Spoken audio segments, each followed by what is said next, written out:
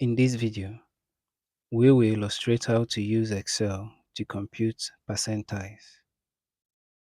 Using the data obtained from the monthly starting salaries for a sample of 12 business school graduates, let us show how to compute percentile using Excel. Labels and the starting salary data are entered into cells A1 to B13 of this worksheet.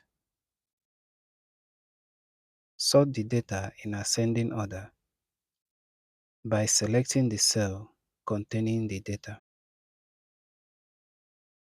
Select the Data tab, select the Sort option, ascending, that is A to Z.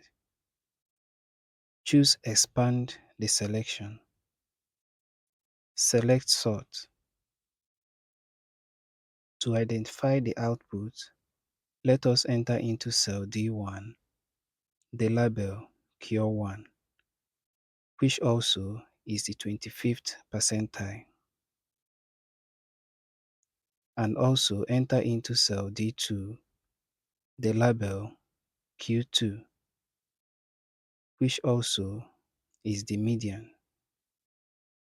Then enter into cell D3 the label Q3, which also is the 75th percentile.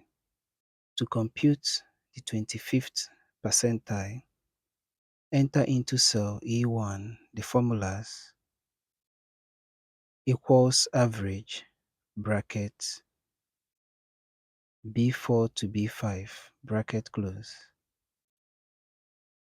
To compute the 50th percentile for the starting salary data for a sample of 12 business school graduates, enter into cell E2 the formulas equals average bracket B7 to B8 bracket close.